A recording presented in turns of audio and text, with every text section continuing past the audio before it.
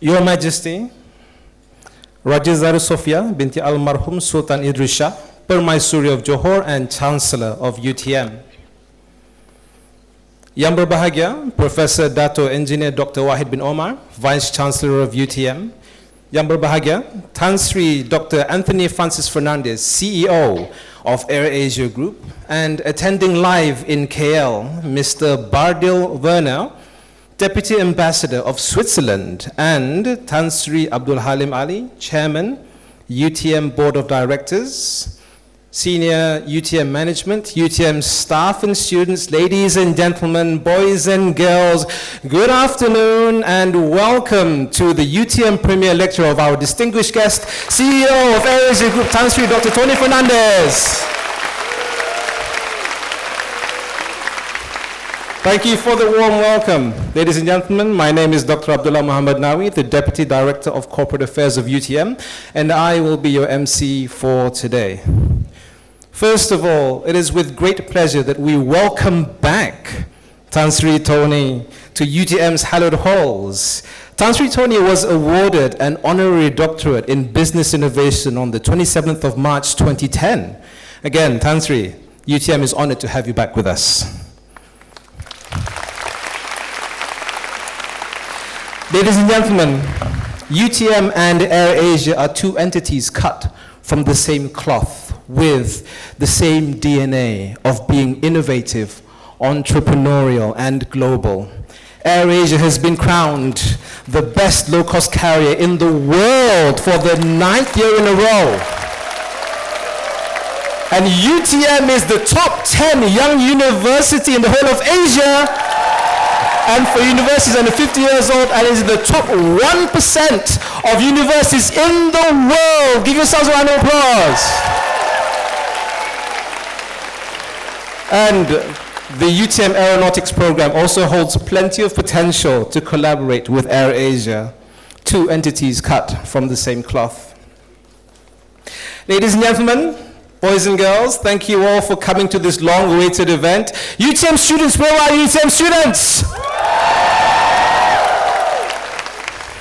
UTM students and staff, thank you for coming out. 170 student members from the Club Rakan Udara Malaysia from 16 schools in Johor. Where are you? Under the tutelage of their hard-working teachers, my wife is also one of them there, Puan Siti Salma, I can see you. And under the tutelage and the direction of the national chairman, Captain Kanan Karumal, adjunct professor in UTM. Give me a round of applause, please. And members of the general public, here we will get to hear from one of the world's most successful men who will share his wisdom and experience with us. It is not every day that we get to hear from such a person. Tan Sri Tony has received numerous awards and accolades over the course of his career.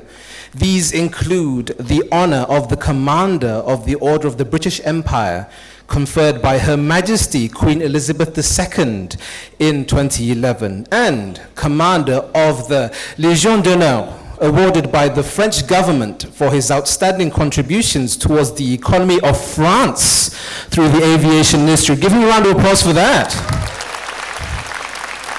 And in 2010, Tan Sri Tony was named Businessman of the Year by Forbes Asia, the first person from Malaysia and ASEAN to receive that honor for democratizing air travel and transforming AirAsia into a successful global brand. Time magazine included Tan Sri Tony in the 2015 Time 100 list, the magazine's annual list of the 100 most influential people in the world. And ladies and gentlemen, 2010, in that very same year, a fact that we hold very dear, Tan Sri Tony was awarded an honorary doctorate in business innovation from UTM. Again, another round of applause for UTM. Your Majesty, ladies and gentlemen, without any further ado, with his lecture entitled Dare to Dream, please welcome Yang Berbahagia Tan Sri Dr. Tony Fernandes.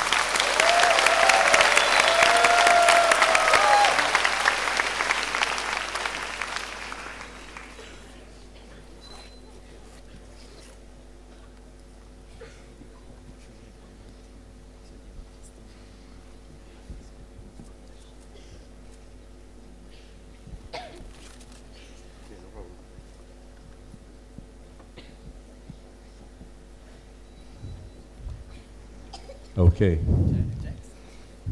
Sorry, we're a low-cost airline, not used to this high-tech.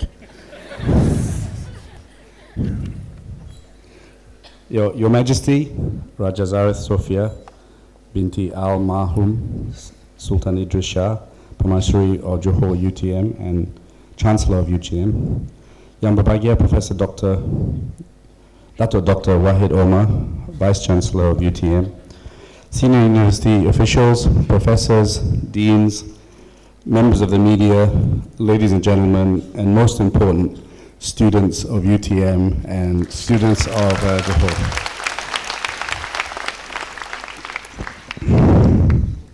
Your Majesty, I think your color suits you very well. Please give her a round of applause for choosing AirAsia's color. I'd like to welcome also my staff from JB Hub. I see Jackson and crew and some Singaporeans and also my 3 musketeers from KL here. Also hello to UTM KL. This is the first time I've been streamed legally. So it's fantastic to be here, and hello to everyone up there. It's fantastic seeing so many people here, actually. It feels like an AirAsia flight because everyone is squeezed in. And so, MC, you were right, Professor Abdullah, that we are cut from the same cloth. We're able to squeeze more people in. The professor is very smart. In all his accolades for me, which was very nice, he mentioned his wife. Very smart man. Hello, wife. Wherever you are. So I'm thrilled to be here. I have to congratulate Vice Chancellor. I have met many Vice Chancellors around the world. You are very lucky to have a Vice Chancellor such as him. He is so proud of UTM. He has driven me mad and sent about 3,266 WhatsApp messages to me, of which about 3,000 came after UPM painted their plane. I thought only politicians and airlines fight so hard, but now I see there's very strong competition in the university field as well. So I am here in the living flesh. He gave me a long list of things he wanted, and Tuanku gave me even a longer list. And after I arrived in JB, she said, "I'm sure you regret coming to Johor now." Absolutely not. I'm also terribly honored that Tuanku is here as the Chancellor, also an amazing woman who never ever stops putting people first. And I'm not saying that because she's sitting next to me and I'm in Johor. I'm known to speak my mind. I always say whatever I believe, and sometimes I get into trouble for doing that. But I continue to believe that transparency, honesty, and openness is the best way for our country to move forward. And I love the fact that Tuanku fights for so many different causes, fights for what she believes in, and is never afraid of what the outcome is. She just fights for what she believes in. And every time there's something in Johor, I know 10 minutes later I'll get a WhatsApp from Tuanku asking for assistance, whether it's flood or the fires, etc. So again, you're very lucky to have 2 such great people here. So I'm going to give you my story and a little bit about AirAsia, and hopefully give you some ideas for your future lives as you move forward, and then open up to any questions and take 1,324 photographs afterwards. I'm free. I dressed up today for Tuanku, by the way. So those of you who think I'm not, I've got my red shoes and a jacket, which you'll see later on is why it's important, the way I dress. So here we go. I shall give you my presentation. That was me never seen before actually in a presentation 50 odd years ago. I'm now 53 years old, and my mother was a Tupperware saleswoman, and an amazing woman. She could sell ice to an Eskimo, and my father was a doctor. I used to go around Malaysia with my mum while she was selling Tupperware and fly on loads of airlines. Actually, no, just Malaysian MSA and then MAS. And that began my love for planes, because generally I was going to meet my mum when she was coming back, or I was flying with her. And she was amazing. I'm a musician. I play keyboards, and if you give me enough alcohol, I can play anything. We used to go around Malaysia selling Tupperware, and I used to be playing the piano as a 5-year-old. You know, I got a Tupper feeling up in my head, sell more Tupperware, sell more Tupperware, sell more Tupperware. And from my early days, it was amazing the power of people and the power of motivation. It's amazing what you can do and with people, and it's amazing what people can do. And from a very early age, it was always in my brain about harnessing the power of people. And the majority of this presentation, why AirAsia has grown the way it's grown, is because we have amazing people in the company that believe anything is possible, and we don't follow convention about how you should manage people or hierarchy. We just make sure we get the best out of our people and turn raw diamonds to diamonds. And so that's the majority of this presentation today. So I was sent to boarding school in England. I'd never been to England in my life, and my parents one day came to me as a 12-year-old and said, "We're sending you to boarding school." Sounded an interesting concept. And a few weeks later, I was in Subang Airport, which is my favorite airport in the world. Small airport, you could wave to everyone. There was no terrorism then. And half of my village came to see me off. So I felt fairly cool. I was wearing my school uniform, unaccompanied minor, Samsonite bag with Maggie mee in there. And, you know, said goodbye to my parents. And then the coolness started to wear off. I was like, wow, where am I going? And I arrived in London, and even in the late 70s, Heathrow Airport was a huge airport. And I thought, wow, everyone's white here. I'd never seen so many white people before. And I told my daughter, you have no such problem now, because when you arrive in Heathrow Airport, everyone's Indian. So you'll feel quite at home when you arrive. But I think, as Tuanku feels, you know, I always believe that the great thing about the world and the most fantastic thing about Malaysia is our diversity. And that we have Malay, Chinese, Indians, we have all types of religion, we have all types of languages. And because I came from Malaysia, living in England and living anywhere else was very easy, because we were from a diverse country, and I never thought about differences. I always talked about commonalities. And it's something I believe very, very strongly in, is that our strength in Malaysia is based on our diversity. And if you look at AirAsia, that is one of the reasons we succeeded, that we don't care about all these things. We just make sure we have the very best people. So I spent 5 years in England in a different body. I was very good at sport. I played hockey for England and cricket for England. I know it's odd to see with my body right now, but I was a good sportsman 50 years ago. And, you know, from the moment I was born, and I say this to the parents who are here and future parents, from the moment I came out of my mother's womb, I had a stethoscope around me. My parents had preordained me to be a doctor, of which I had no interest in being. My first toy was a doctor's set, you know? And at 15, I decided to tell them that I wasn't going to be a doctor. And it was like World War XVIII in my house. So my first lesson, if there is one, allow your children to live their own lives and allow them to live their own dreams. And for all of you kids, don't let your parents tell you what to do. And don't say I told them that.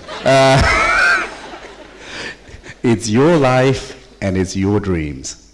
And it's amazing what you can achieve when you dream, which is the second part of this theme. So I told my parents I was going to do history, economics, and biology. And, they went ballistic, and they forced me to do physics, chemistry, and biology. And so I said, okay, if you make me do it, I will fail. And of course, they didn't believe I would, but I did, in spectacular style. I got an A for biology and 2 Fs, F for chemistry and F for physics. So I got my initials, Anthony Francis Fernandes. My parents disowned me. I just wrote the name on the paper and fell asleep. And then I decided further education wasn't for me. So I went traveling. I went to America for a year, which was great. I worked from Boston all the way down to Florida. I worked in all kinds of jobs, from hairdressing assistant. I was the organ player at the Boston Red Sox. When you hear those American songs, neat, neat, neat, neat, neat, neat. I was doing that. I had a fantastic life. And then I decided to go to San Francisco. And I was in Miami. And so I thought the cheapest way to travel, I couldn't afford a flight. The cheapest way was a bus. And I was such an idiot. I looked at the journey, I thought, oh, that's not too far away. And I took a bus, a Greyhound bus. 3.5 days later, I arrived in San Francisco, which became my second reason why I wanted to start an airline. It was the worst trip of my life, but I had a great time. And then I went to Australia for a year, and I taught rugby and cricket to very young kids and maths. And I don't think they ever really survived from that. But I did that. Then I came back to England. I thought I have really achieved nothing in my life. And I thought, my parents have spent a lot of money on me. So I got a job as a waiter in a hotel and retook my A-levels, and I got good grades, and I went to the London School of Economics and studied accountancy. I had 3 great years at university. I didn't really work very hard. Don't listen to this part of the conversation. I had a great time. I remember, and this is really important, university isn't just about getting first-class honors, etc. It's about experiencing life, it's about doing sport, it's about debating, it's about mixing around with cultures and learning about everybody else. I never joined the Malaysia-Singapore Society. They said, why aren't you joining? I said, because I'm going to live with you for the rest of your life anyway. So I've got plenty of time to live with you. I want to learn about other cultures. So I joined the Brazilian Society, the Mongolian Society. I did all kinds of crazy things. But it really broadened my life, right? So don't waste these years at university. Study hard. Don't do what I did. But university is much more than academic. It's about sport, immerse yourself in extracurricular activities, whether it's the airline club, which is a very good thing to do. Only it's run by a Singapore Airlines pilot. That's the only bad thing about the airline club. Not very smart. He joined the world's worst airline, called Singapore Airlines, where they give you fake smiles the whole time. Have you noticed every single Singapore Airlines cabin crew looks the same? Same bun in their hair, same lipstick, same nail polish, same fake smile. They're all manufactured in a factory in Toa Payoh. And it's true, actually, when Singapore Airlines stewardesses come to AirAsia, it takes them quite a few months to adjust from the robot way of life to Malaysian way of life. So Cap, one day you'll regret and realize that you made a big mistake in life. Even your son has an AirAsia cap. I don't see him wearing an SIA cap. Anyway, how did I get onto that? So I did accountancy, and then I became an auditor, and I really hated auditing. It drove me nuts. And so I wrote to every single record company, and they all told me to go to hell, except one, Virgin. And I went for the interview, and I failed that interview as well. And I was walking out, and Richard Branson was walking in. He's the owner of Virgin. And I thought, and this is important to all of you, shall I be a shy Malaysian and say nothing and just smile and regret it for the rest of my life? Or should I grab my chance? And this is the second message I give to all of you. Chances don't come very often. You've got to grab them, you know? And if they don't work, they don't work. But you don't want to sit there and say, I wish I did that, because it's too late. So if a chance comes, grab it. So I said something which I knew would get Branson to ask me more. I talked about Malaysia. And we started talking, and he said, oh, let's have a coffee. And then he said, why are you here? I said, oh, I came for a job interview, and I failed. And he said, no, there's something really special about you. I'm going to get you a job. And that was the break I had. So he got me to join Virgin Television initially. It was the precursor to satellite TV. He was ahead of his time. And I was financial controller of Virgin Television as a 24-year-old. And when I joined Virgin Television, are there accounting students here? Okay, a few at the back. The balance sheet in Virgin Television didn't balance. It was like a huge experience for me. So I had a great time, and I fixed everything, and I stayed in Virgin for 2 years. And then, well, I've never seen these slides. That's a very young me.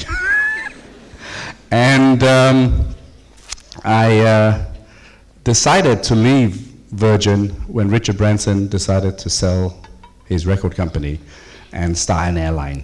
And I said, you're crazy to start an airline. That's the dumbest business in the world. When I started AirAsia, the first person to call me up was Richard Branson, who said, I thought it was dumb to start an airline. So I joined Warner Music, and I had 15 amazing years, or 12 amazing years in Warner Music. And I started in London, and again, I made my break on one report. I was in the finance department in the basement, and they were doing these reports which were really, no one was going to read them. And so I went to my boss, and I said, can I change a report? And he went, no, this is how we always do it. So I thought, I cannot take someone's salary and do a rubbish job. So I bought my own software, and I redid the report. And I told my girlfriend, I'm going to be fired tomorrow, but I have to do what I think is right. And then the next morning I came in, and everyone was looking at the computer. And I went over there, and I thought, oh, what are they looking at? They were looking at my report, so I knew I'm going to be fired. And then I said, oh, why are you looking at this? They said, oh, the chairman wants to see you. He says it's the best report he's ever seen. And so I said, great. So I went up to the 6th floor. He was like a legend in the music industry. And I was talking to him about music, and he said, hey, you should come over to the music side of the business. You're really talented in music. So he said, I'll go and make you general manager of Warner Music Malaysia, and maybe in 5-6 years' time, we will make you CEO. Again, that's a great chance. I didn't ask my salary. I didn't talk to my mother, grandmother, auntie, which all us Malaysians do for advice. And Vice Chancellor definitely didn't talk to him. And I just went for the job. And I arrived in Malaysia. I had never worked in Malaysia. All the staff hated me because they thought, who's this young punk coming back to be my boss? And it was amazing. You know, in 6 months, I changed a lot of things. I signed Sheila Majid. I did all kinds of things. And then they made me CEO. So I was like 26 years old or 27, and I became CEO of Warner Music Malaysia. It all came from that one report, you know. Oh, thanks. And that's why I said, grab chances. Never, never waste a chance. And I had a fantastic 12 years. You know, it was all American music when I took over. We were selling Phil Collins and Madonna, Red Hot Chili Peppers. You're all too young, except for your lecturers, to know all this music. And I persuaded the Americans to allow me to do local music. I said, there's no point. People want to touch their stars. They want to see their local artists. So they gave me a budget, and we built a fantastic roster with Sheila and Zainal and Jamal and Salim. And then I did dangdut music. I had never heard about dangdut. And there was this one girl who sat outside my office for 9 hours wanting me to play her cassette.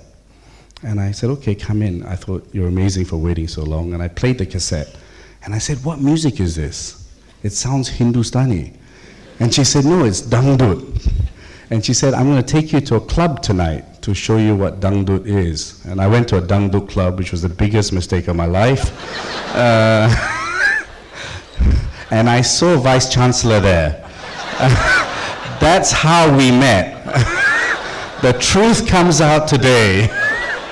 I won't tell you what he was doing in the dangdut club, but that's why he doesn't have any hair anymore. And the artist was Emelina, and she became a superstar, and then I signed so many dangdut artists, and I was the king of dangdut, okay?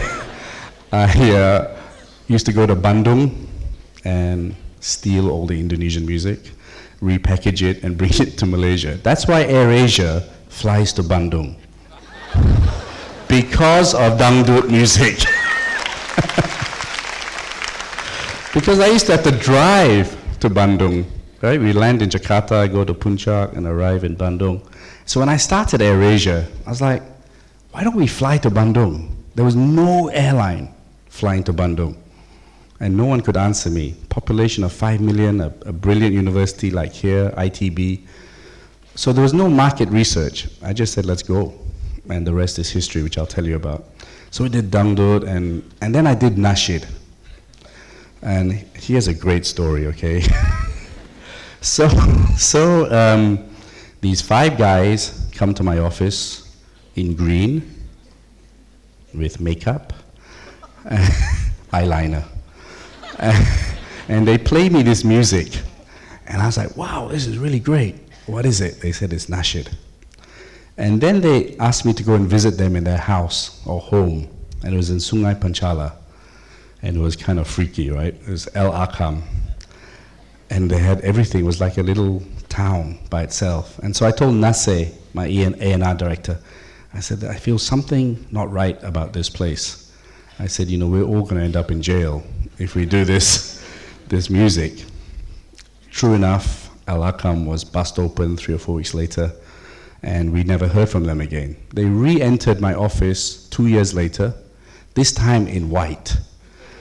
Still with the makeup, still with the eyeliner, and we signed them up and recorded Puji Pujian. And everyone said this will be disaster, album won't sell, you know.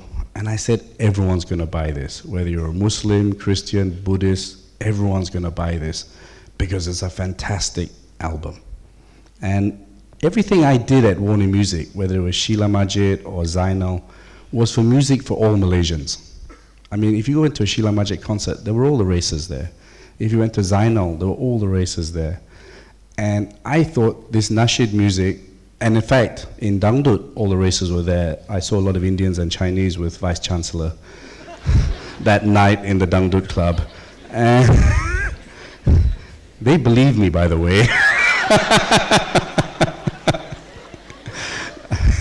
So you're gonna regret ever inviting me. I've got the mic for the next 1 hour. So, where was I? So I said, I don't care what you say. Me and Nase believe in this music. We're gonna ship it out. And we shipped out 300 units. That's all. 1 year later, we sold 2 million records. It's the largest record ever in ASEAN, actually, and it's sold in Indonesia, it's sold in Singapore, and everyone bought it. Not just Muslims, everyone bought it. And it was a fantastic piece. So I had a fantastic time at Warner. And that's what I wanted to tell you a little bit about, that, you know, Whether it's music, whether it's airlines, whether it's anything you do, you can always innovate. We made Dangdut commercial. We made Nasheed commercial. And after we did it, there were like 100 Nasheed bands that came through. And so in all my life, it's always about changing, innovating, trying new things. And that's what I encourage all of you to believe and go out and do. I went through 3 mergers in Time Warner, AirAsia. It was Warner Communications, it became Time Warner, then CNN came along, then AOL. And I thought that was a crazy merger, 2001. So I was sitting in Rockefeller Plaza as the head of the music division, and everyone was talking about the merger, and the owners of the merger came in, and they were, talking about what they were going to do. And I thought, Jesus Christ, they're all crazy, And the owner of AOL said to me, Tony, what do you reckon the stock price should be in a year's time? And I thought, well, listening to you, if it's still $80, you're doing well. But I couldn't say that, because I would have been fired instantaneously. So I said $90. And he went, wrong boy, $500. And then my famous mouth opened. I said, please give me some of the drugs you are taking. And I knew that was the end of my career at Warner Music. So I left the room, I sold my stock options at $80, and I resigned. My boss was super happy because he always wanted to fire me because he thought I was after his job, which I was. So before I could change my mind, he wrote me a big check and said bye-bye. And I left.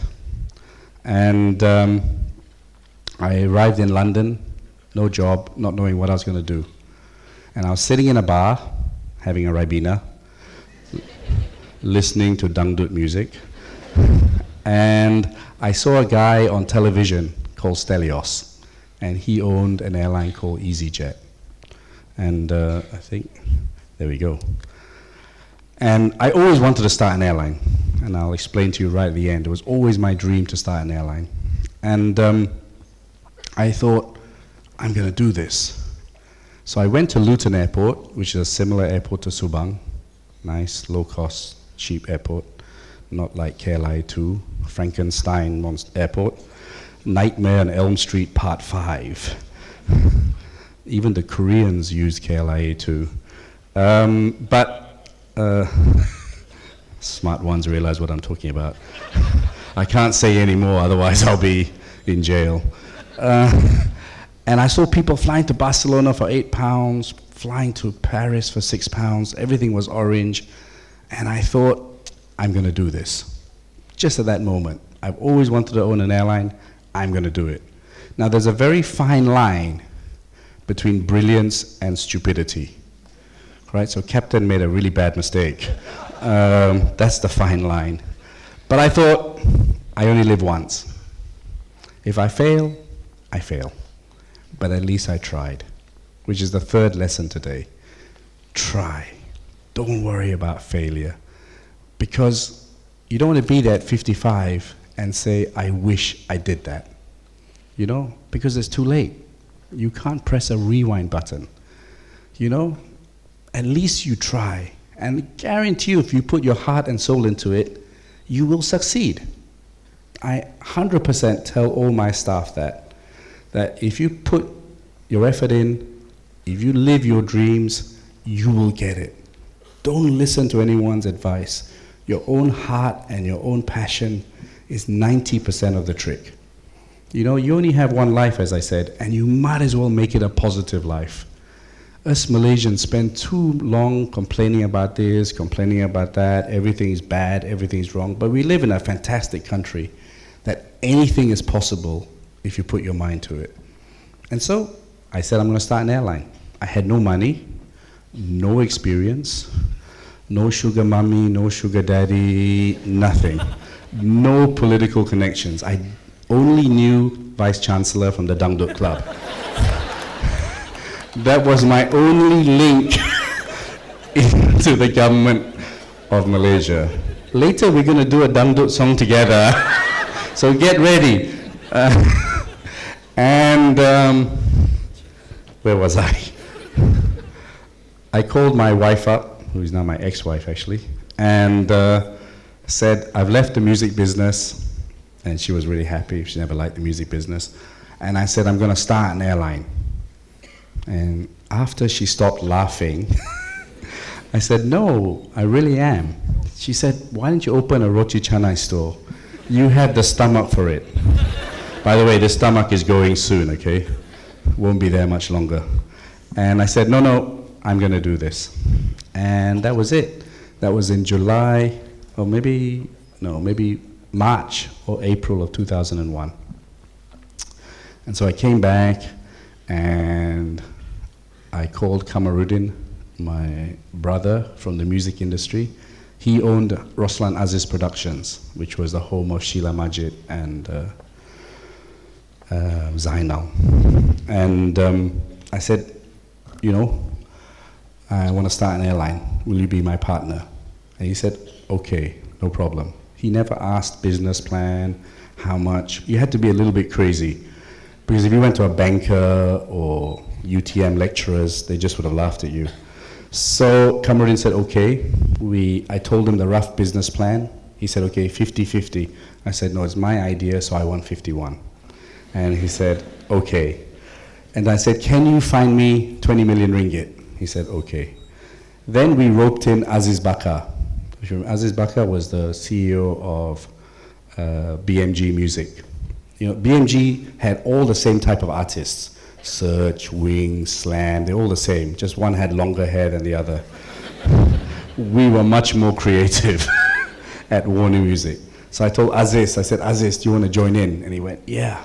So he joined in. Again, no business plan. So 3 music guys, right? Well, Kamarudin was a banker, sort of. So we're having a roti canai in Daya Bumi, and the guys, I think Aziz said, hey, how do you get an airline license? And we all looked at each other. Yeah, how do you get an airline license? It's not like you can go to Carrefour and buy one. And then Aziz mentioned the magical Malaysian words. He said, we need political connections. And so we all looked at each other like, we have none. So then I said, hey, what about Dato Pahamin? He used to help us fight piracy. He was the Secretary General of Ministry of Domestic Trade. He used to go around and beat people up with his stick and his bow tie, you know, taxi drivers before when he was JPJ. So we went to see him, and he said, yeah, you guys are honest, hardworking, I'm retiring, great idea, I'll join you. So he said, what's my first job? I thought I went for it. I said, could you get us to see Tun Mahathir? And he went, oh, problem. He said, Tun Mahathir hates me. I said, never mind, try your luck. So he got us an appointment in July to see Tun. I was terrified, right? I mean, it's like, you know, I'd never seen anyone so powerful before. So I turned up at Putrajaya at 6 in the morning. Everything was closed. And even the security desk was closed. So I sat outside the steps in Putrajaya because I didn't want to be late. Then we came in, then Aziz came in, and Aziz saw some guy. He said, oh, why are you seeing Tun? Because of piracy. And we said, no, we've given up on piracy. And I know not a single student of UTM has ever bought a pirated product. Because you're all professional, well trained by Chancellor in looking after intellectual property. Correct? Correct up there? Not very convincing. Anyway, we'll work on that. And so he said, are you coming to see piracy? We went, no, we're coming to start an airline. And of course he laughed. But we were used to everyone laughing at us by now. We were immune to it. And he said, oh, bad day to see Tun. He's going to be in a really bad mood. And we said, oh, why? He said, oh, Lim Kit Siang and Fadil Noor are coming to see him about Anwar Ibrahim's back operation in Germany. So he's going to be in a bad mood. He said, oh, well. Can't really reschedule, so we just go for it. And then we saw a bunch of serious-looking guys waiting next appointment. And Dato' Pahamin was talking to them, and I said, "Who are they?" He said, "You won't believe our luck. After the opposition, the second people to see Tun Mahathir is Malaysian airline system to talk about their 8 billion restructuring." So I thought, no way are we going to get an airline license. So we went in there, and Tun Mahathir came to the door. Took him a long time. It was the PM's office. You can land a 777. It is a very large office. And he came, about the size of this auditorium, and he came and he said, "I'm sick, make it fast." I thought, great, opposition, MAS, and he's sick. Great. But music saved the day. I brought my last CD that I recorded at Warner Music, Tan Sri S.M. Salim and Siti Nurhaliza, with his favorite orchestra, the Malaysian Philharmonic Orchestra. So I whipped it out and said, "Sir, this is my CD." Little bit of a smile, little, not much. He's a kind of scary guy, right? And we did the presentation, no reaction, except when I said I'm going to destroy Singapore.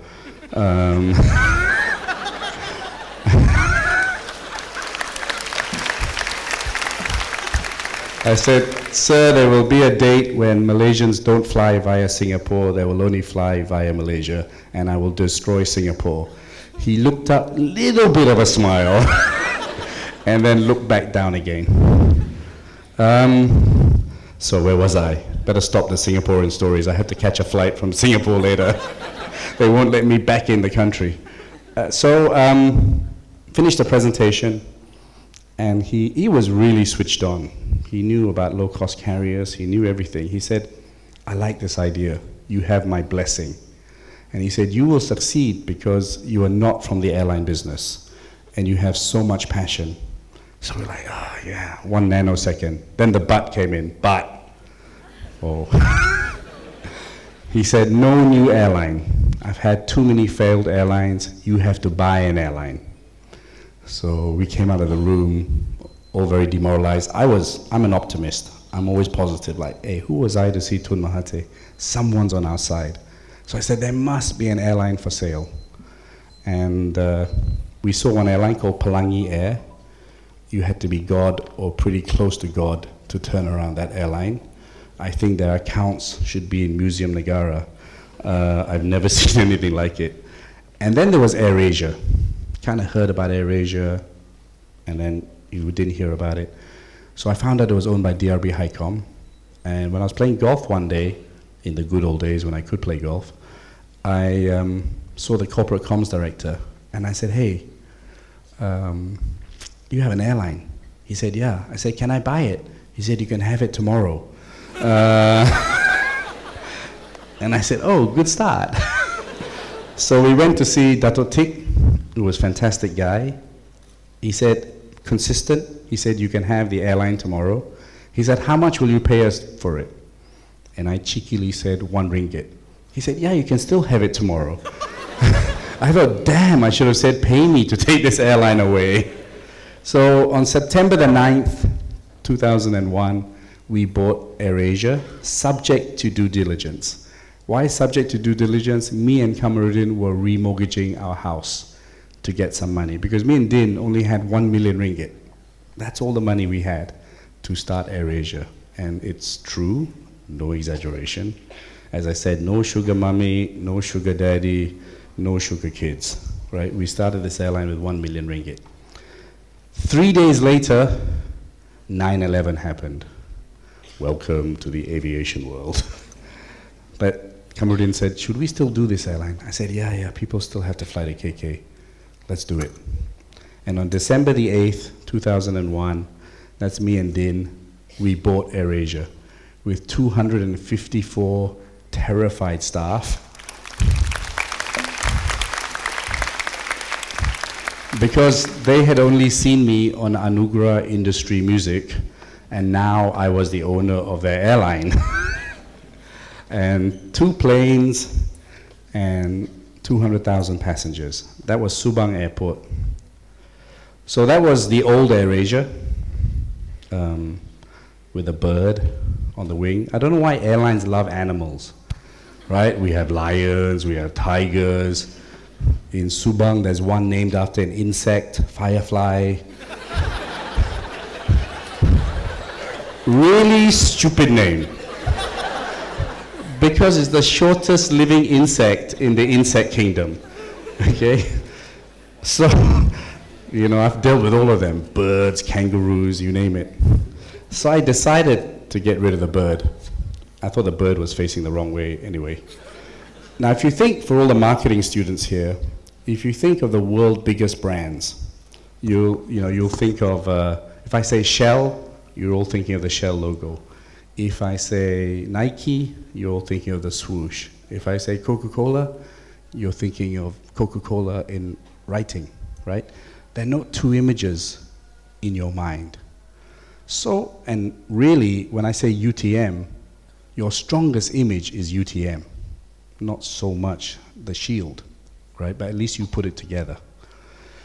So if you think you're spending money, of which we had none, why spend it on 2 images? Spend it on 1 image. So we got rid of the bird and we decided AirAsia would be our logo. And so we put all our money towards 1 image. So as you go on to be entrepreneurs and build your own businesses, remember 1 image is always better than 2, right? And I thought blue and green, why 2 colors? Let's just stick to 1. Like UTM, right? I tried really hard not to be red. Really hard, because everyone thinks I want to be Richard Branson. Officially today at UTM, I can confirm I don't. I have no interest in going in a balloon at 36,000 feet across the Atlantic Ocean and killing myself in the process. I also have no interest in going to the moon. I mean, when you get to the moon, what are you going to do? There are no dangdut clubs there, right?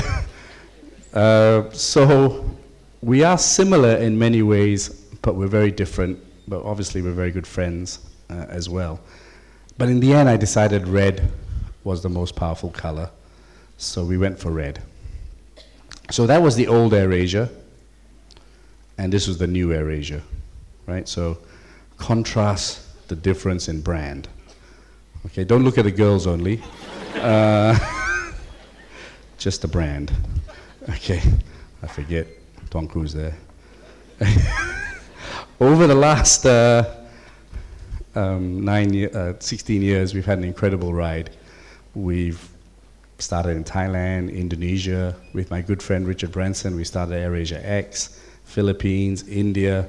Wow, India is the most complicated country in the world. You know, there's 1 billion Sami Velus there. It's a very complicated country. Oh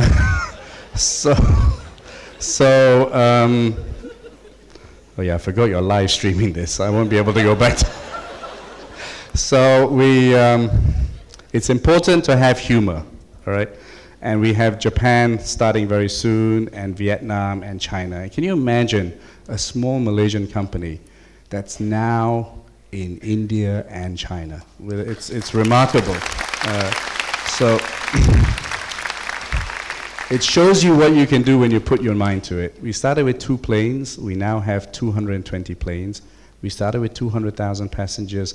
This year we will carry 73 million passengers. And we started with 200 staff, and now we have 20,000 staff.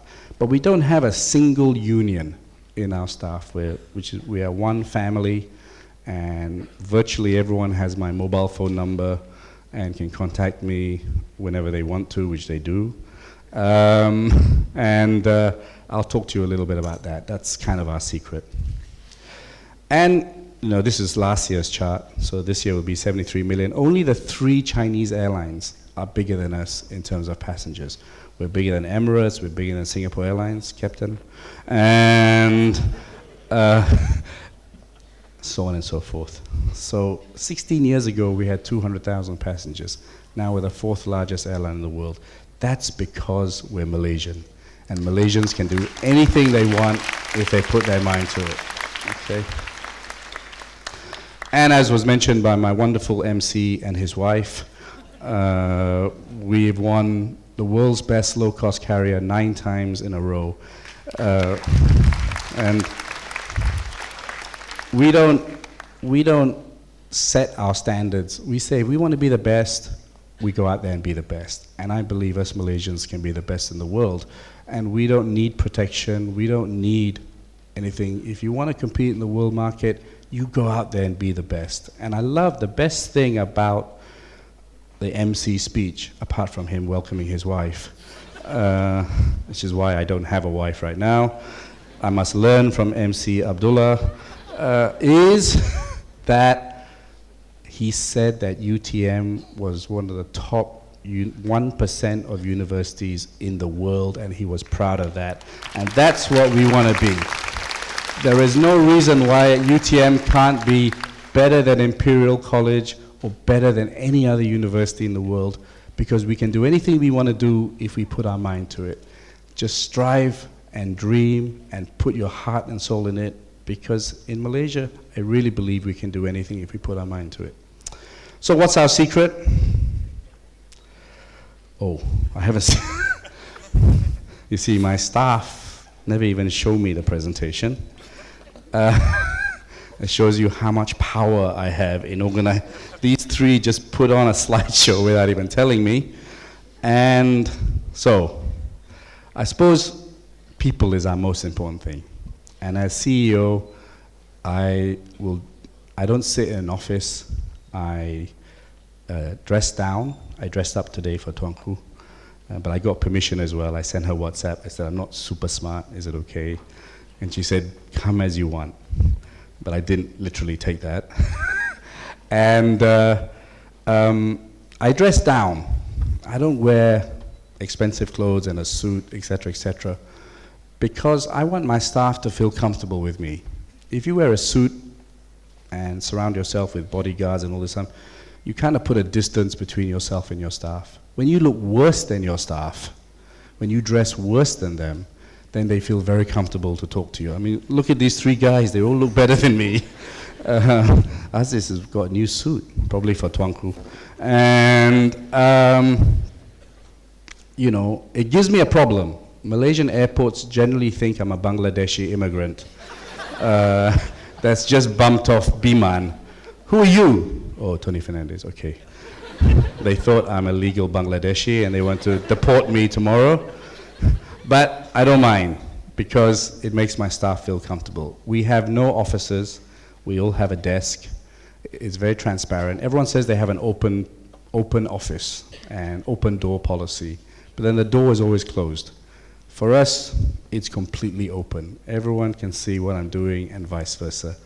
And I think to be an effective CEO, all of you one day is going to be CEOs or senior management, you have to get down to the ground and be prepared to do the job that your staff do. So I'll tell you 2 stories. When we went from Boeing 737 to Airbus, it was a few inches higher. And so my boys told me we need belt loaders, the things that, and we used to just throw the bags into the 737. Actually, not throw the bags in. Lovingly put the bags in. My staff said, we need belt loaders, and I said, no, we can't afford them. So when I was carrying bags, they put me on the Indonesian flights. Now, people who fly on AirAsia generally bring their house with them. People who fly to Indonesia bring their neighbor's house as well. So there were a lot of bags. And I almost destroyed my back in the process. And so I said, I'm wrong, you're right, we go buy belt loaders tomorrow.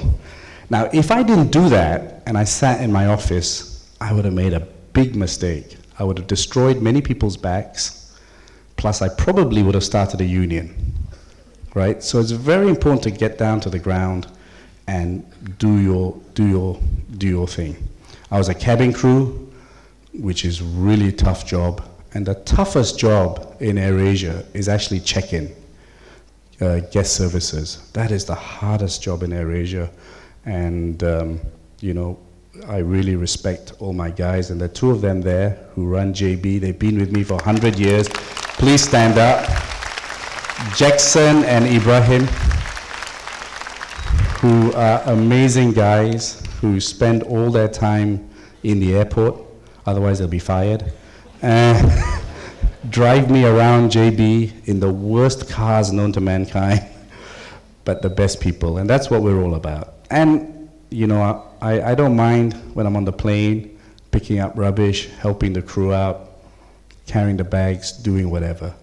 It's a very flat structure, and that I think is a success. There's no hierarchy in AirAsia. It is very, very flat. We really are a family company. And if you don't believe me, you can ask them later, and they can say, no, Tony's a liar. We allow people to dream, which hopefully is in the next slide. Yes, it is. My job, and hopefully your jobs as you become senior leaders, is to turn raw diamonds into diamonds. Most companies in Asia, the top 10 people decide everything, and the rest are implementers. In AirAsia, I rather have 20,000 brains working for me than just 10. So we allow everyone to give ideas, everyone to inculcate stuff, and many times Jackson has overruled me on ideas. Or when I go down to JB, they had a sofa that was like 250 years old, and they said, can we have a new sofa? And Jackson was so stingy, he didn't buy one, so I bought one. And that's kind of the culture. But we couldn't have grown from 2 planes to 200 planes without great people. And so I looked unconventionally for people. When I was carrying bags, I discovered we had so many smart kids who just didn't have money for further education. So I said, I don't care whether you didn't go to UTM, Oxford and Cambridge, whatever. If you have a brain, I'll allow you to be the best. And our first 18 cadets, 11 came from the school, from AirAsia. Some were store boys, some were accounts clerks, and one boy was carried bags for us in Cebu, and he left school when he was 13. And I carried bags with him, and I said, you are super smart, go and be a pilot. And he said, no, I don't have any money. I said, don't worry, I'll pay for everything, just go do it. And he became he got the highest marks ever in Malaysian Flying Academy. And today, he's just about to become a captain in AirAsia. So you imagine you joined to carry bags, and now you're a captain flying a brand new Airbus. That's what we've been good at in developing people. And Coogan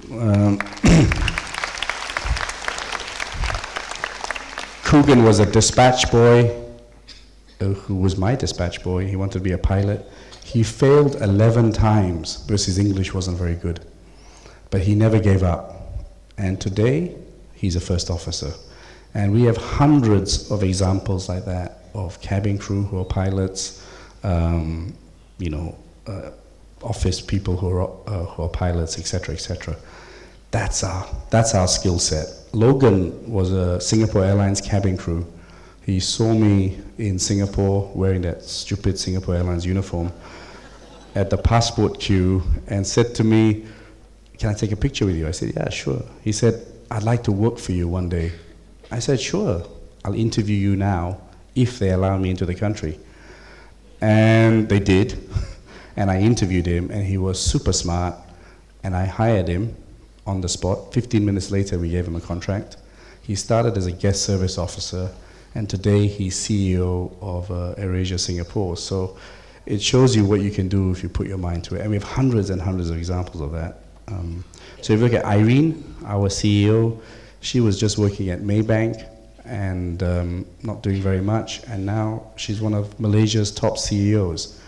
When I first went to her and said, you are super smart, you should take my job over. And she said, no, I can't do it. Normal Malaysian answer. But really deep down, like, yeah, I can. And now she's doing an amazing job. She's doing really an amazing job. And again, you know, there were no female pilots in AirAsia. I still don't think there are any female pilots in SIA. And, or maybe last week. And I went to my chief pilot and I said, why are there no female pilots? And he came up with the most ridiculous answer that can never be repeated in public again. And I said, look, if a woman can run a country, she can certainly fly a plane. And today we have 100 female pilots in AirAsia, which I'm super proud of. And a few months ago, we had the first ever flight. Captain was female, co-pilot was female, all the cabin crew were female, chief engineer was female, head of guest services that day was a female, and all the passengers were male. No. That last bit's not true. But I was very proud. It was a world record that we were the first airline to have an entire female crew, and it made me very happy.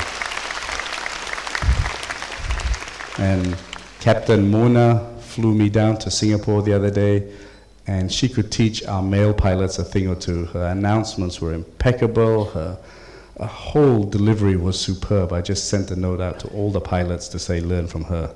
And here's another great story. So this girl, she came up to me in a bar. She was a stewardess and said, I want to be a pilot. I said, go for it. And then she said, a few years later, she called me up and said, everyone says I'm really beautiful. Can I take part in Miss Thailand? I went, okay, interesting concept. I said, okay, you can. If you win Miss Thailand, I get to use your photograph for the rest of your life for free. And she said, okay. And she took part in Miss Thailand. She won. She came 5th in Miss Universe. And now she's back as a captain in AirAsia. So we're the only airline in the world with a Miss Thailand flying for them.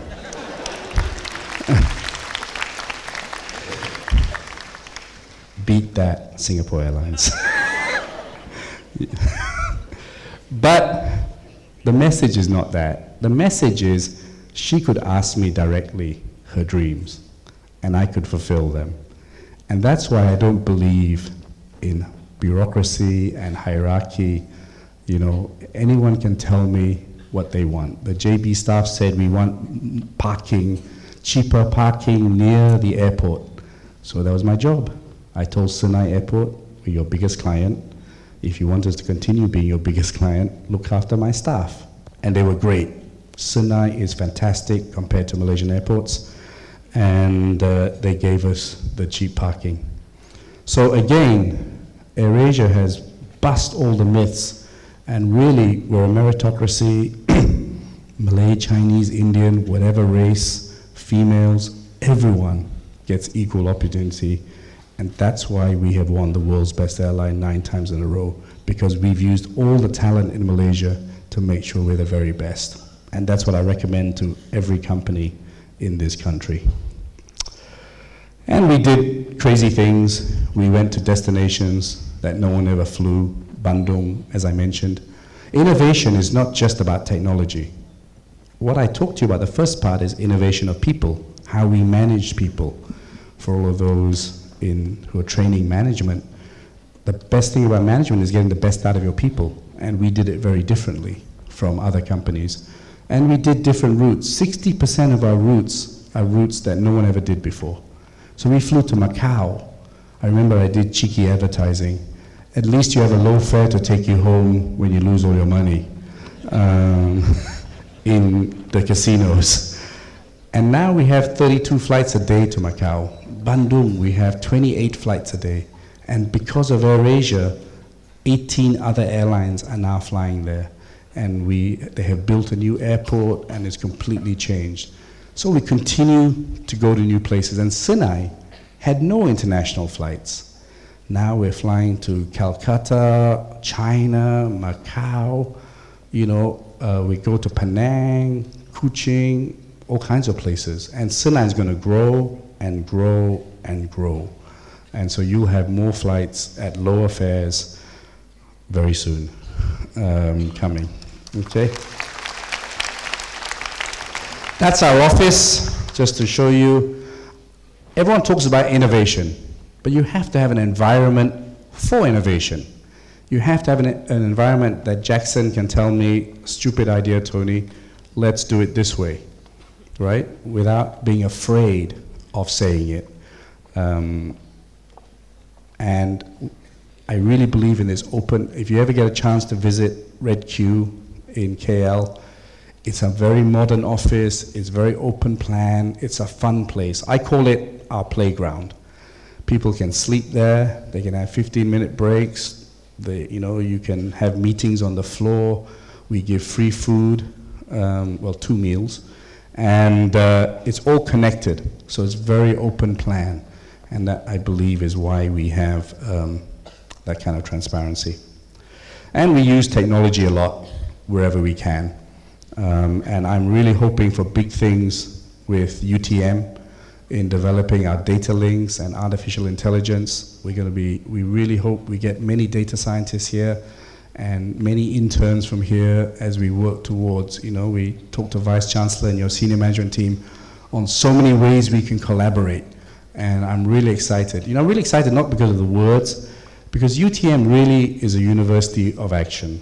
They don't just say things without believing it. And so that's why I'm here, because your chancellor is fantastic, your vice chancellor, but your teaching establishment is so proud of what they do. And so today, I'm going to do something I've never done before in my life, but teachers, I don't think are paid enough.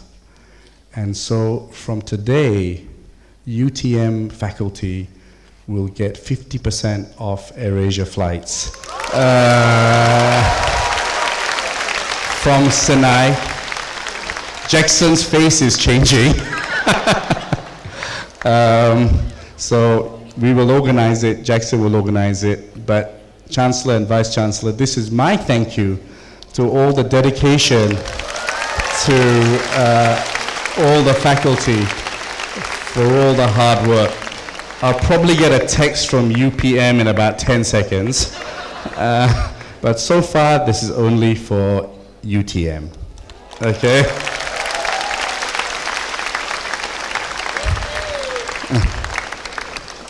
SIA giving anything?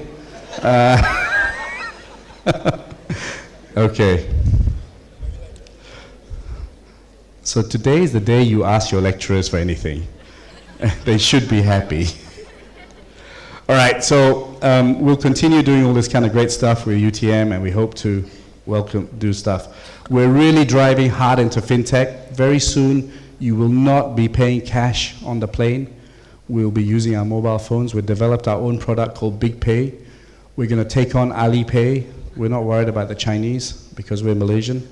They may be 1 billion times bigger than us, but we know how to market better than them. So very soon you'll see a product called Big Pay. And we're doing our own TripAdvisor called Travel 360, which is mixed up with Snapchat. So there's going to be a lot of exciting things which are all driven on data. And so that's why I hope our collaboration with UTM will be kind of special going forward. And so I've talked to you about people, I talked to you about technology, I talked about innovation, marketing. Last piece of my lecture, just check on the time. So far on time, just like AirAsia flights, actually. Actually, we're not always on time, but there we go. But we can't control weather and air traffic control and all those kind of things. But as you become entrepreneurs, and I hope many of you become entrepreneurs, because Malaysia needs more entrepreneurs, needs more business. Business is going to propel our economy forward. It's not the GLCs, it's the entrepreneurs who are going to drive the economy forward. So I hope many of you will become entrepreneurs and try business. Of course, you have to have a great product, but it's very important that people know about your product. So at AirAsia, we spent a lot on branding. We sponsored Manchester United. Very painful for me because I hate Manchester United. But you've all got to be a prostitute once in a while. So we sponsored Manchester United. When I went up to Old Trafford, Theatre of Dreams, very sick hearing that word, I didn't watch the football. I was just watching. Me and Din were like real kampong boys, just watching for AirAsia's brand coming out all the time. But again, we only had 7 planes when we sponsored Manchester United. We weren't scared to take on. There was Vodafone, there was Budweiser. But for 2 years in a row, Manchester United voted us the best brand to work with because we were innovative, we were different, you know. Wayne Rooney loved us. Well, maybe he loved the cabin crew more, but it worked. And that's Kamarudin attempting to play football at Old Trafford. It was really good, actually. We were playing and Kamarudin did a bicycle kick. It was really impressive bicycle kick. Only the ball had passed him about 5 minutes before. So the brain was still working, the legs just weren't quite there. So there we go. We sponsored referees, we did all kinds of things. And, okay, hold on, I'll come back to that later.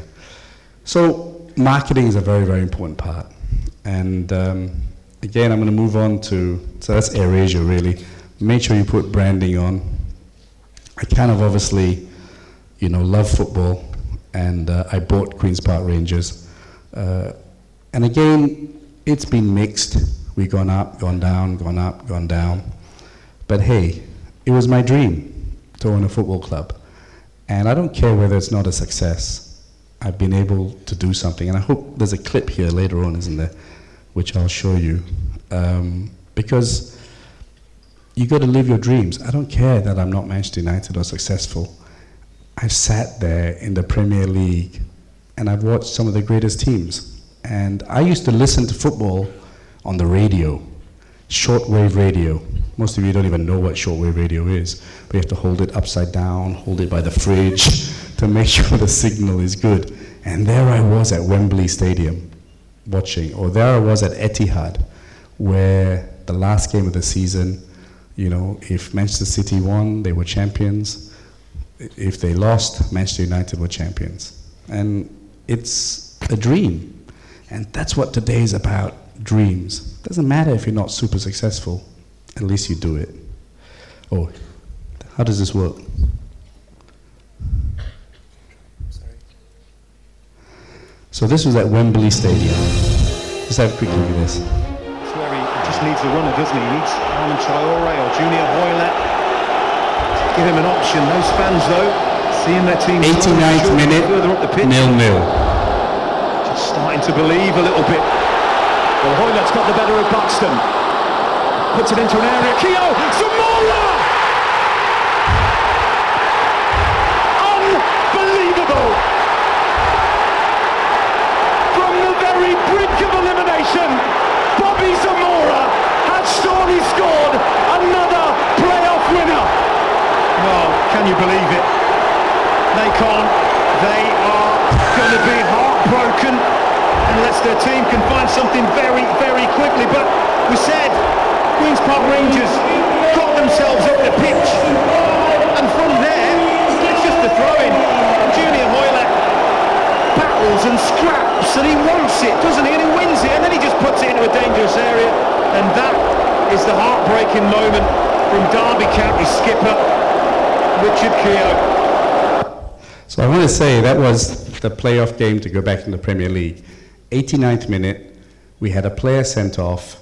We had no shots. Derby were all over us. In the 89th minute, we had one shot, and we scored. And that was Joey Barton. I was on the pitch at Wembley Stadium, 45,000 QPR fans. We all watch Wembley on TV. I was on the pitch with 45,000 QPR fans going nuts.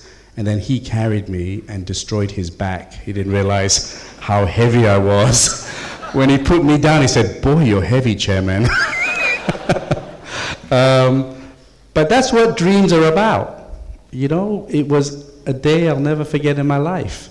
I grew up listening to football on the radio, watching live telecast on black and white of Wembley Stadium, and there I was, live at Wembley with 45,000 fans. And that's what I want you to be inspired about, that dreams can happen. Go out there and be the best and do whatever you want to do. And it doesn't matter if you fail, at least you tried. And really, that'd be the best message I could ever give you. And I did Formula One, which was a total disaster. I lost lots of money, but I did it. I grew up in Batu Tiga with my dad. And then when Formula One came to Malaysia, I cried when I heard the engine sound. But for me to stand on the grid with Ferrari, with Red Bull, with Williams, which is what I grew up on, was an incredible feeling. And yeah, it was a disaster. We never won anything, but I did it. And we've got two great companies out of it. The car company is doing great, and we have a fantastic seat company. So I don't worry about failure. I don't worry that people say I'm an idiot, which many do. You know, if I'm hit by a bus tomorrow, and many people would like to drive that bus, at least I would have lived a great life, and I'd have no regrets. You know, I've done everything I wanted to do. And I'll finally tell you a story. In England, when I was sent to boarding school, they gave you this something called a tuck box. Quite a stupid box. You put your entire life in this box. And my best friend called me up from school and said, I found your tuck box. You know, do you want it? I said, yeah, send it over. And there were 3 stickers on my tuck box, which I put as a 12-year-old. One was a Qantas airline sticker, because my dream was to start an airline. In the middle was Williams' Formula One team, because I wanted to own a Formula One team. And on the right-hand side was West Ham United, which is a football club I used to support. And those were my 3 dreams as a 12-year-old. And then I opened, inside was a cassette, original cassette, not pirated. I think it was ABBA, actually. Not very cool to say that, but it was ABBA.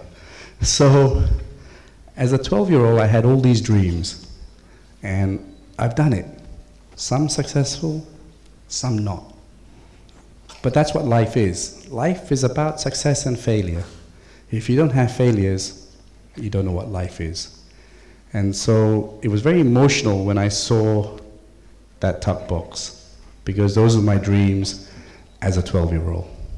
So ladies and gentlemen, thanks for listening. Believe the unbelievable, dare to dream, and never take no for an answer. Thank you very much.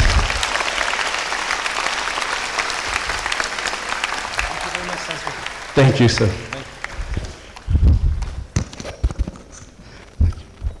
Wow. Ladies and gentlemen, wow. Another round for Tony Fernandes, please. Oh, he has one more. Sorry, one more thing, forgot. Always have fun when you're working, and it was a thrill for me that my first boss served me in the end.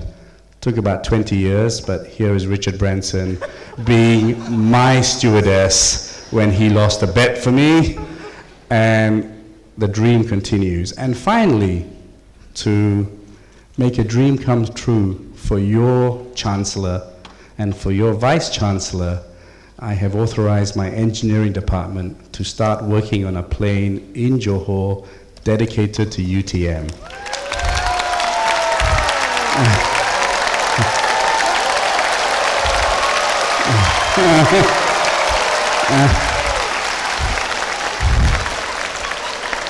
And I love the 3 words, as MC said, cut from the same cloth, innovative, entrepreneurial, global. I love you all, UTM. Thank you very much.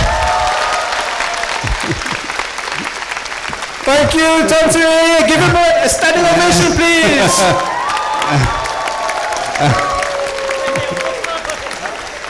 Thank you very much. Thank you. Ladies and gentlemen, thank you. Please be seated for a while. We have the next part. Now, first of all, I don't know about you, but I think the past hour and a half were perhaps the most inspiring of my life. And I could see how Tan Sri's humble beginnings affected him, and how when he dared to dream, he achieved everything. And I'm sure that we all have dreams, and I'm sure that each and every one of us here now has the confidence to go ahead and go for your dreams. Am I right? Ladies and gentlemen, now is the time that we open the floor to some questions. So the floor is open. Please don't be afraid, don't be shy. It can be in English, it can be in BM, whatever is comfortable for you. Yes, we have a question from the young lady. You have microphones there and there. Where else? Microphones? Okay, so that's going to be question 2, question 3, question 4, question 5. 5 questions only for the moment. Okay, to the microphone, please. The people I pointed, get ready to get up and move to the microphones. MC is very good, by the way. Thank you. Hi, Tan Sri. My name is Nur Shurada. Hi. I'm from the Faculty of Science. Cool. Yeah. So I would like to recall back what you said just now. So you said grades aren't really important in our studies right now. Oh, no, I didn't say that. Oh, okay, I'm sorry. I mean, like, it is kind of important, but it's quite important for you to masuk benda lain juga. Yes. I mean, like, macam join other Correct. stuffs. But the way I grew up, grades are very important to me. So I was kind of afraid to actually join other stuffs because I'm shaking. But you know, I was.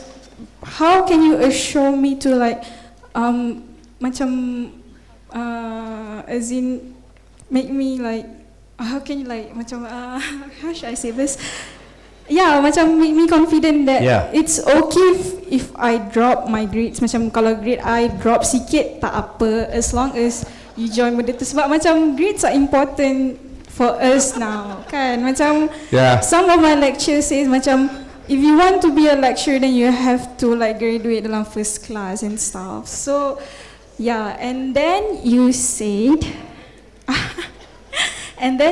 just now that you have to grab a chance when you have one. Yeah. And I know this is crazy, It's but okay, I'm I know what just you're gonna gonna say. try. Yeah. So when you when you give a lecture in UPM, you sponsored. Stop. Oh, come on. I know what you're gonna say.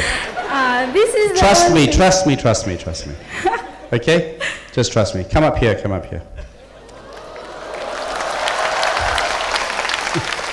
Stand there. Just 1 second. Firstly, I'll answer your question. Okay? I think you're super confident. You were brave enough to ask the question. What year are you in? This is my Second year. What do you study? Industrial. Wow, that sounds tough. I got an F in chemistry. Now, let me correct, before all the parents outside will want to lynch me and say I destroyed all their kids' aspiration. Grades are important. You can't avoid not having good grades because we live in a competitive world, right? All I'm saying is it's not the only thing that's going to make you successful. If you have 15 A's, that doesn't guarantee you a success in your career. You have to be able to communicate, you have to know about the world, and that's why I say get out there and learn things, do new things, and stuff like that. But depending on your job, grades are important, right? So you do need grades, but I'm just saying don't devote your entire life to the book. Don't just lock yourself in the room, right? I mean, he's devoted himself to his wife. So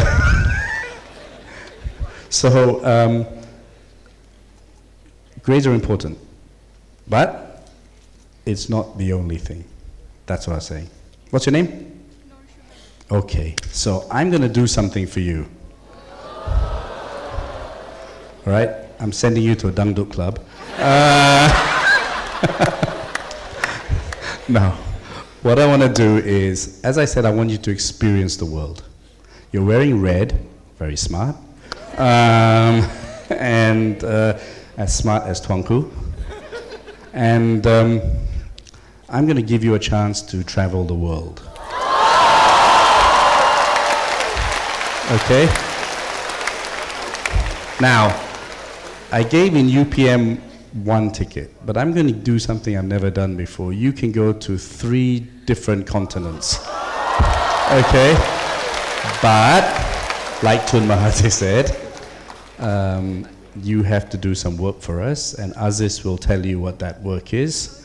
In that we want you to share your experiences when you travel. We want you to go and visit other universities and push the UTM brand as to why this is a great university. We will organize for you to go to some of the best universities so that you can push the wonderful school you're in, etc., etc. So you can start with Hawaii. You can then go to Korea, and you can finally go to Western Australia. Okay? So, you can choose one person here to go with you. Now, life is about decisions. You're going to be loved by one person and hated by the rest. So, choose well. So, wait. There's some conditions. Have you got a boyfriend? No. So you can choose any man here to go with you. You have to choose a man. Because we want diversity. Correct? Whether you're in one room or 2, I'll decide later. Okay, so now quick, you have 10 seconds to choose.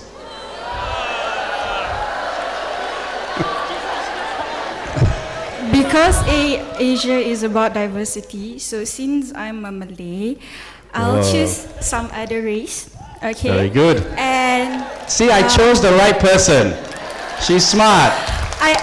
Okay, since I've been sleeping over there just now, and I think there's this one person where I kind of like really like his semangat for today. It's the abang in the green shirt. I don't know him, but he was very enthusiastic today. Enthusiastic? So, yeah, okay, come up. So I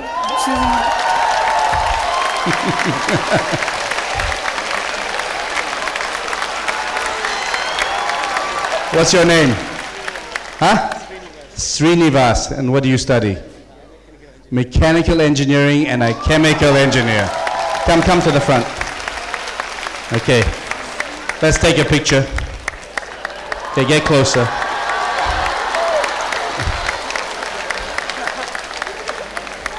Okay, say hello. Okay, guys, have a great time. Be the best. Bring us back some great material. Take lots of souvenirs of UTM. And do your university proud. Have a great trip. Take care. Thank you. Have a great time. See you. Wow! Ladies and gentlemen, I feel like I'm in Oprah. You get a ticket, you get a ticket, you get a ticket, everybody gets a ticket. Okay. No, I never said that. Well, you can try. Okay, so we've taken the first question. Can I just 1 second? I just want to please. introduce you my fantastic staff. I introduced you Jackson and Ibrahim, but I want to introduce you over here, Faisal, who's been with me for 100 years, who's in charge of government relations. Benji was an intern who has done an incredible job for me. He's my slave. He joined us as an intern and he's done so much. Aziz is head of communications, who really, they do an incredible job. And could I please invite one of my cabin crew who was forced to come last minute, 2 of them. I really had the best cabin crew and the best staff in the world. And we have head of Singapore as well with us, just to prove that I like Singaporeans as well. Thank you, guys. Okay, next question. Yes, sir. Good afternoon, Tan Sri. Hi, just call me Tony. Okay. My name is Lai. Hi, Lai. I'm from Faculty of Management. Okay. Okay. Okay, first question. Will I get a ticket too? No. Okay, just joking. Okay. Okay. I have a question to you on the point of business management. Yeah. For the past 1 hour, you mentioned a lot of Singapore Airlines. Yeah. How about Malaysia Airlines? How do you look at Malaysia Airlines in your business? Is this still being streamed? Okay. Malaysian Airlines is, look, we're kind of friends now. The CEO is a nice guy. We're different. They are full service, we are low cost. I think there's been a time where we both tried to be fighting each other. Well, they were trying to be low cost. But now I think, there's a Rolls Royce, there's a Proton. There's a 5-star hotel, there's a 3-star hotel. So I think now, after 16 years, we realize each other's business. Not everyone wants to fly AirAsia. People want extra things, they want business class, they want lounges, they want cabin crew manufactured out of a factory.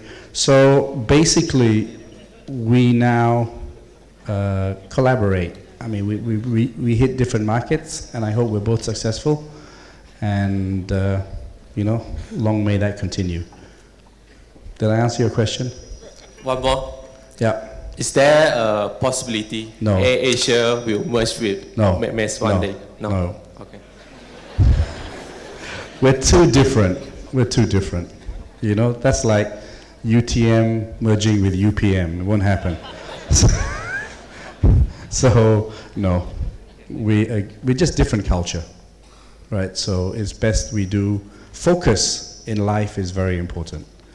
And we are good at the low cost, and they're good at full service. Every airline that has tried to do a full service, see, Singapore has Tiger Airways, a stupid airline. It should be called Pussycat Airways. And they've got smaller and smaller and smaller. Now they've gone. They're called Scoot. They merged.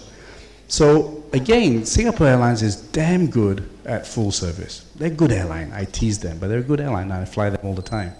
And the crew are fantastic, and the pilots are fantastic. But they don't understand low cost. And so it's like me starting a full service airline. I'd be a disaster. So focus on what you know. It's always better, like Abdullah, he focuses on one woman. If he had 2, 3, 4, disaster. Correct? Yes. Thanks, Lai. Good luck. Okay, thank you very much, Sonia. Guys, we're sorry. I did the 5 questions thing because we're operating on time.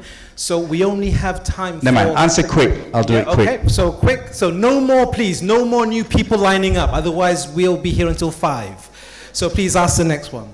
So, Tony, are you okay with all of these? I'm quick. Okay. Okay. Just ask real quick, and I'll try and answer real quick. Bismillahirrahmanirrahim. My name is Muhammad Amir. I am from Pakistan. As such, I don't have a question, but I wanted to avail this opportunity of getting at least 1,324 pictures, free pictures. You are a successful person in your life, and I listen lectures from the successful persons. But my dream is different. I want to meet those people who failed in their life. And I want to investigate them, why they failed. So my question is where I get these people who failed in their life. Okay. Politicians? That's a good start. So, I'm really in trouble. Hey, you've met one. I failed in many things. Right? And life is about both failure and success. And there's no one person that's failed in everything. Everyone has success. And there's no one person who's only had success. So the answer to my question is meet as many people as you can. Because life is about meeting people. I'm learning things all the time. Right? I learned from Abdullah today on how he treats his wife. So if I ever get married again, he will be my consultant. so life is about learning. So there's no one thing. So just keep meeting people, keep reading, keep asking, and you learn a lot from people. You learn a lot more from people. And that's what I was trying to say to the first person. And my point, university is about meeting all the people. And she was great. What a great person I chose as the prize winner. She ticked all the boxes. She picked someone she doesn't know, and she might get married to him. This could be the start of something. And she did that. And that's what diversity, and that's what's great about our country. Okay? Okay, thank you very much. Testing. Okay. Assalamualaikum warahmatullahi wabarakatuh. Oh, from KL. Oh, okay. Oh, Wow, okay. Oh, yeah, hi. I didn't know you were up there.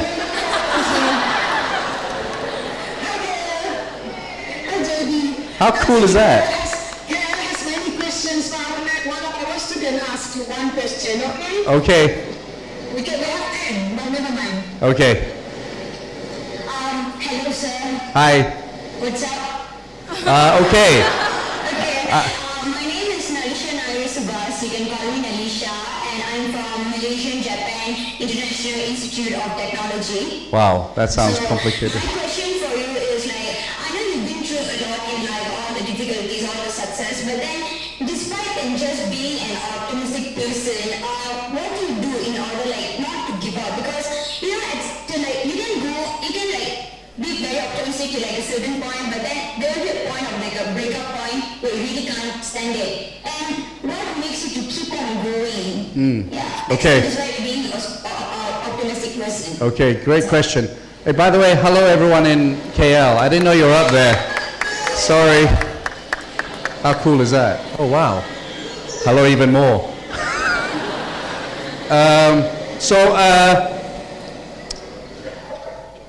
It's really people again. When I'm down or I feel stressed, I talk to my staff, and they give me a lot of motivation to enable us to keep going.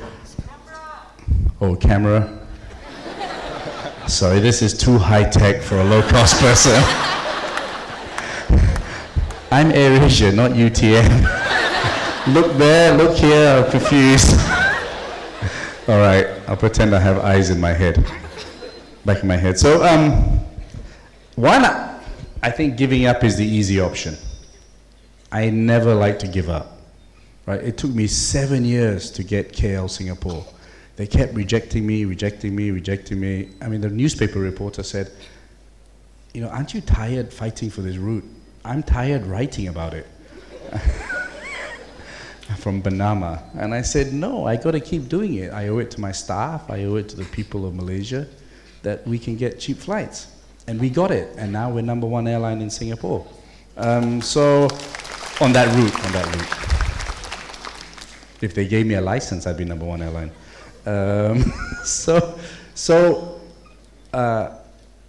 Number one, I think giving up is the easy option. If you believe in something, you don't give up. You never give up, right? You just keep fighting for it.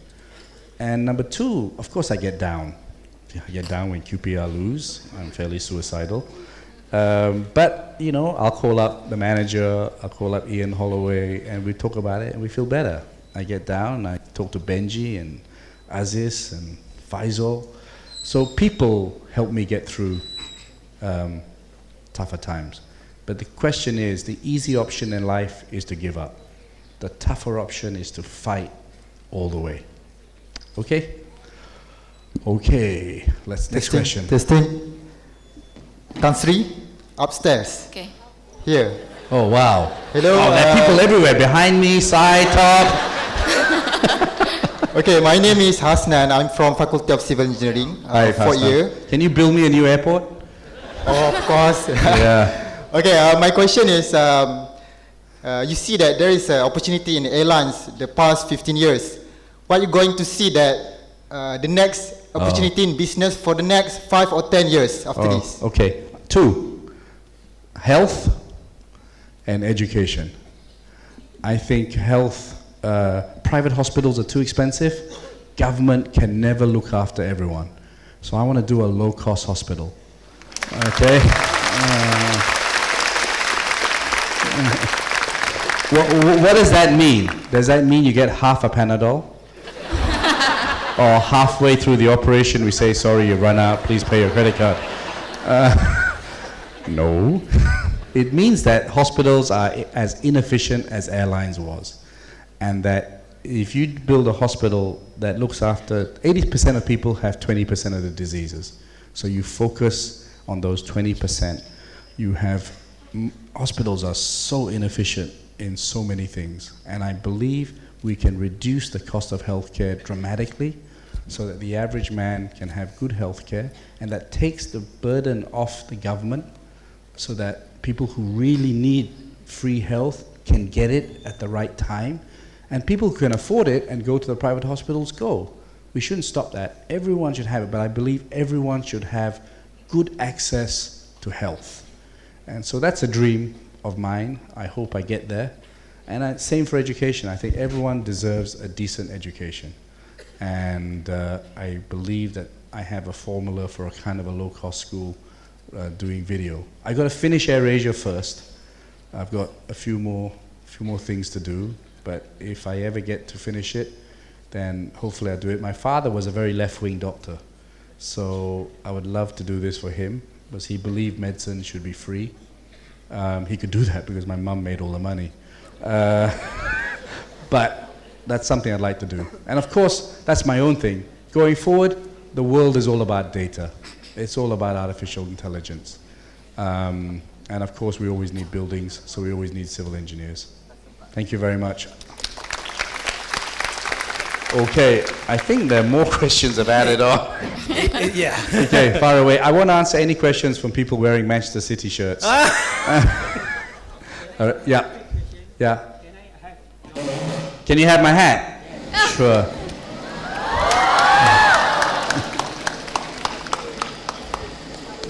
Okay, I'll sign it later. Okay, next. Okay. Oh. Oh. I don't know. I know. You decide. Yeah.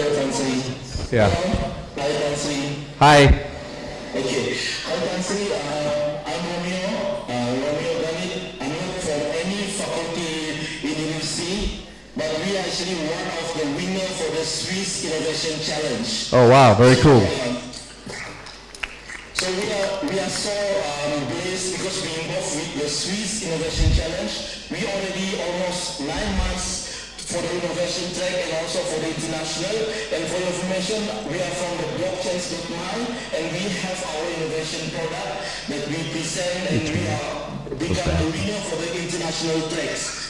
So Tansri, one thing is actually I learned a lot from you, especially don't miss any opportunity, and today we have a big opportunity to talk with you directly, even we are in KL. I don't want to miss this opportunity. And one thing I learned is we must be there to have a big dream. So Tansri, one thing I request from you, since we are one of the winners for the international track for SIC, and we are very confident with our products. One thing I have a request from blockchain.my as a Romeo, as a representative for our company, as a marketing director. I just want to have a slot with you, appointment to present our innovation, so that our products we can collaborate with AirAsia. This is my request. Sure. Benji will somehow get your contact, and then we'll fix it up. Congratulations on winning. Thank you. Oh yeah, I'm supposed to look here. Okay, ladies and gentlemen, we're approaching time, so what's going to happen is there's going to be one more from the audience who are there. And because our dear Singaporean captain has been the brunt of the jokes all day, we need a question from him. So there are only 2 more questions. I'm sorry we can't do any more. Don't worry, I'll come back. I'll come back. So one more question from the people there. And Tony, please select because... Oh, no. You choose. That's your job.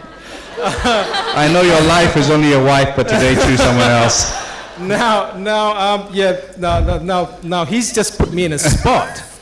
And I can't do much because I've got a lot of people there. So I'm really sorry. I wanted to give it to my colleague, but Yeah, okay, yeah. To my colleague, Shanti. Dr. Shanti. Give a round of applause, please. Hi, Tony. Hi. I think I have a bone to pick because in your talk you mentioned don't take so long or late in life to dream. I'm your age. I'm dreaming big now.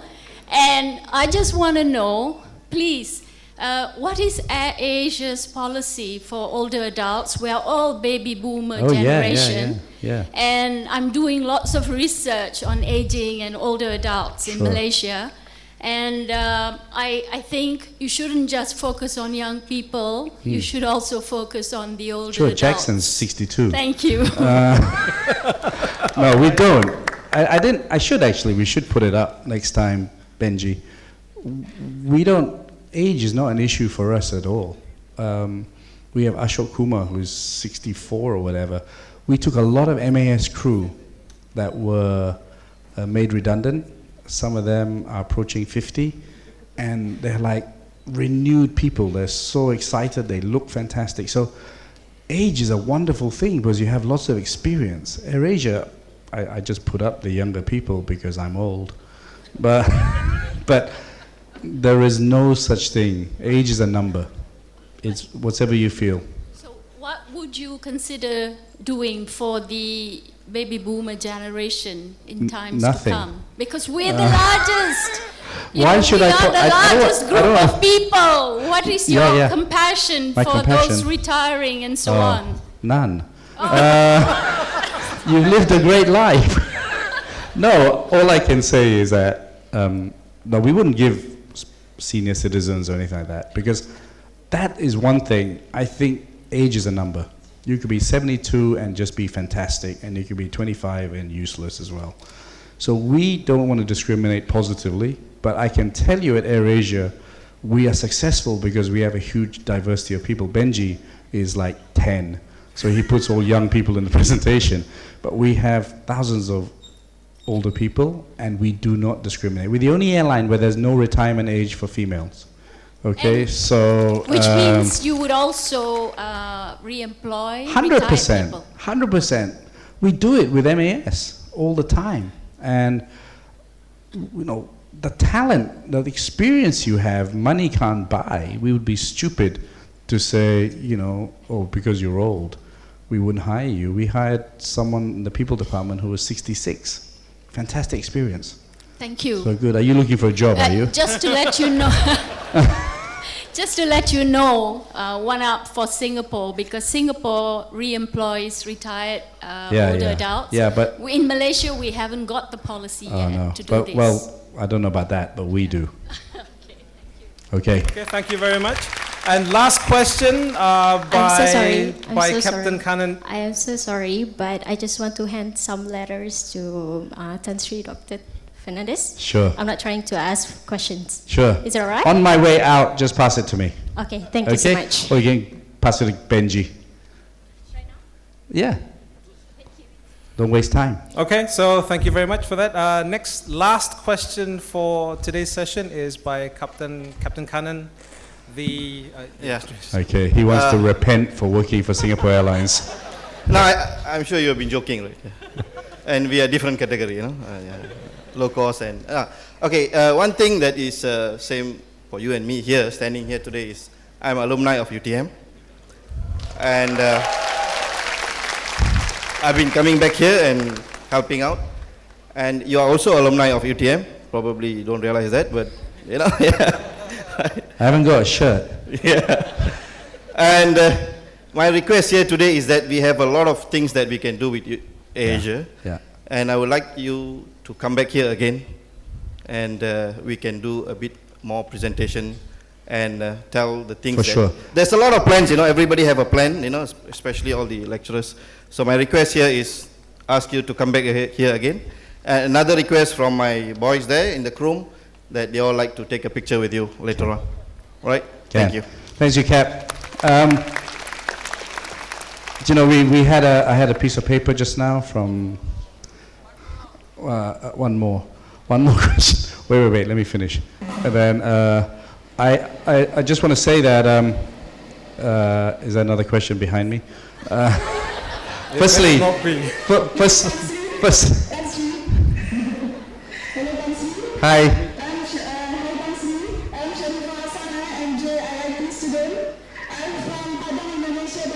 Oh, cool. Thanks so much for this opportunity. First of all, I would like to extend my gratitude from the bottom of my heart on behalf of the government of West Sumatra. By providing destination to Padang, you really create more job opportunities in Padang Country, and you nourish the tourism in Padang Country. Very big applause to you. And I worked before in the airport, and then I'm a best friend of your team, Asia team, and now I know why they have a very happy spirit there, because they have a very big boss like you. Your personality is amazing, Tansi. Thank you. My question, Tansi, what is your opinion on Muslim-friendly destination, Muslim-friendly airlines? What is your opinion on this? And one more thing I want to mention, if you want to meet a famous dangdut singer from Padang, I can arrange for that. Okay.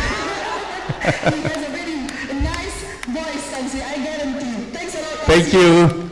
Thank you for the nice words. What was the question? Tansi, the question is, what is your opinion on Muslim-friendly destination? Oh, okay. Yeah. Well, I suppose, Muslim-friendly airline. Well, our food is all halal and we don't serve alcohol, so I suppose that's the most Muslim part of us. And we fly to Jeddah many times. Okay, I just want to say thanks to the captain. I think it's fantastic. Well, I teased him non-stop, and I'll continue to do that while he works in SIA. I think it's fantastic to see a guy who comes back and gives back to the university, and I think I really applaud that. You know, and remember your university and your school as you become famous, because your experiences are like what Captain has done is so useful and worthwhile to all of you. So I really applaud you, Captain. I think it's very fantastic that you're very proud of your university, and obviously your university has played a big part in your success, and you want to give back, and I salute you for that, even though you work for Singapore Airlines. I want to do one more thing. I'm sorry I can't take any more questions. Tonku's been fantastic sitting here all the time. I just want to do one more thing before I go. I want to give something to my MC, who's been really good. Can MC's wife come up? Is MC's wife there? MC's wife? Okay, MC's wife is there. Please come up. Can you run? MC's wife teaches in a school? Okay, very cool. Very cool. Hi, ma'am. How are you? Good to meet you. What's your name? Siti Salma. Is he a good husband? Yes? Out of 10, what'd you give him? 10! I don't believe you. But never mind. Since he's been an amazing MC, I love his passion, I love his enthusiasm. You two can go and have a second honeymoon in Hawaii.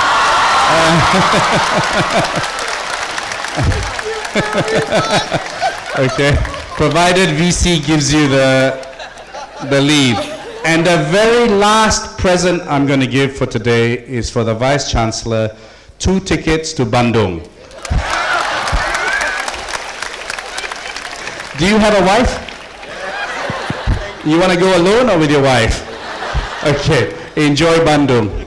Thank you very much, everyone. Thank you, UTM. Love you all. Thank you very much for your support. Fernandes!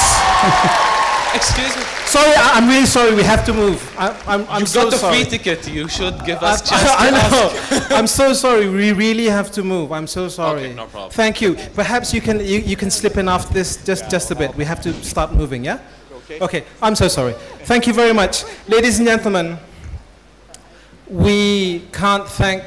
I can't thank Tan Sri Tony enough. I'm still flabbergasted Hawaii. I feel like I'm in a dream.